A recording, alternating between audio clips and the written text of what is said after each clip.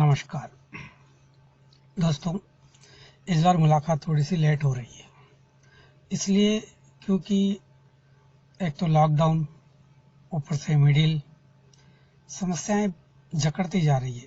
इस कारण समझ में नहीं आया कि मैं आपके साथ क्या शेयर करूं, लेकिन बात मुस्कुराहट की है, कहनी तो पड़ेगी।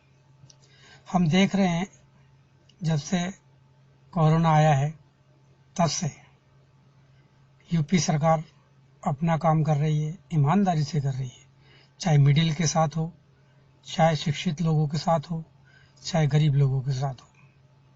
दिल्ली सरकार ईमानदारी से काम कर रही है, आप देख रहे हैं, हम भी देख रहे हैं, सबके समझ में आ रहा है। छत्तीसगढ़ सरकार, उनके भी बारे में अपन देखते हैं, टीवी पे देखते हैं, और अपना काम ईमानदारी से कर रही है। लेकिन मध्य प्रदेश शासन और भी शासन, बात मुस्कुराहट की है, कहनी तो पड़ेगी। पहले आप ये 2 वीडियो देखिए, आप खुद समझ जाएंगे, क्योंकि इस बार मुझे कहने की जरूरत नहीं है। इन योजनाओं से क्या मिलेगा किसान को? एमएसपी दो। पहला इनका जो अध्यादेश है उसके अंदर क्या होगा, इन्होंने खुली छूट दे दी। किसको दे दी? व्यापारी को, छोटे को, बाहर की कंपनी को या अंदर की कंपनी को। उससे सिर्फ निजीकरण को बढ़ावा मिलेगा। इसको निजीकरण में ले जाने की कोशिश है। सिर्फ ये सेक्टर बचा हुआ था देश का कि इसमें निवेश कैसे हो। किसान चाहे मरो, लेकिन विदेशी कंपनियां और हमारे देश के बड़े बड़े उद्योगपति इसमें घुसाए जा रहे हैं और किसान बर्बाद किया जा रहा है। इस तीनों एक्ट में अगर एक चौथी लाइन सरकार लिख देती कि किसान का एमएसपी से नीचे एक दाना भी नहीं खरीदा जाएगा, तो हमें कोई आपत्ति नहीं थी। लेकिन एमएसपी शब्द को इन्होंने छुआ ही नहीं। तो जैसे सब्सिडीज दे रही है सरकार, हमें सब्सिडी नहीं चाहिए, हमें फसल का रेट चाहिए। हमें कर्ज की बात करिए, कर्ज नहीं चाहिए, फसल का रेट दे दो।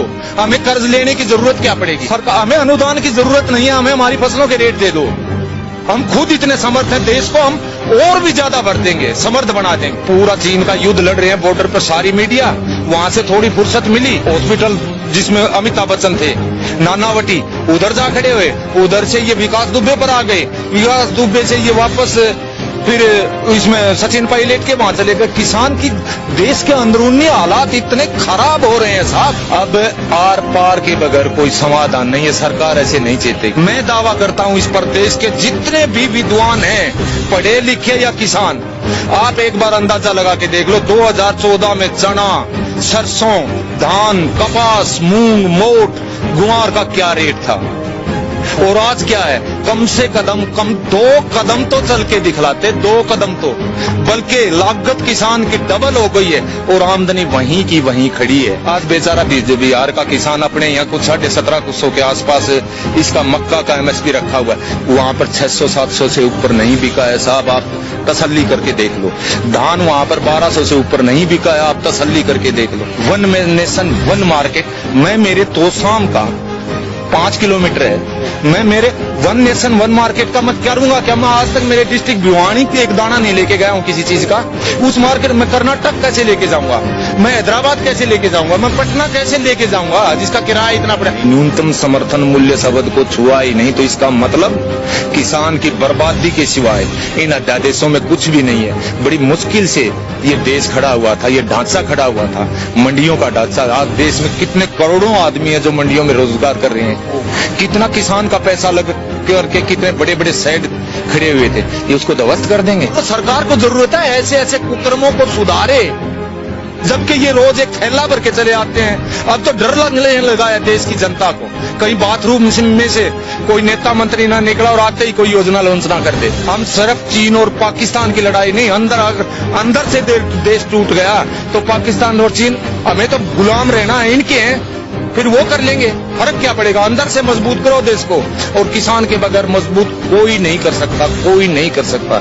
हमारा देश कृषि प्रधान देश है और इसको उद्योग प्रधान देश बनाने की कवायद चली हुई है।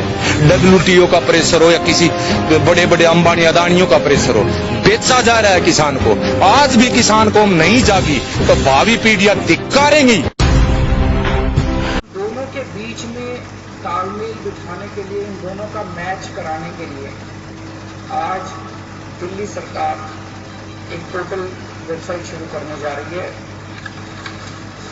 इसका वेबसाइट का नाम है jobs www.delhi.gov.in।